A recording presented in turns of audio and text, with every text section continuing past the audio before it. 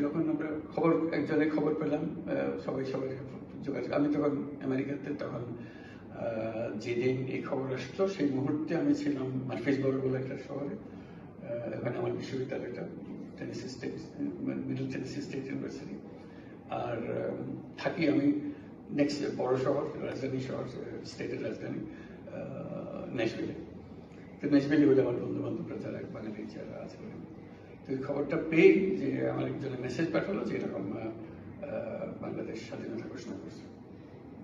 চমক করলাম যে স্বাধীনতা ঘোষণা করছে, কেউ করছে জেনারেল জিয়া খান স্বাধীনতা ঘোষণা করছে, জিয়া খান কি স্বাধীনতা ঘোষণা করছে। এটাই শুধু শুনলাম।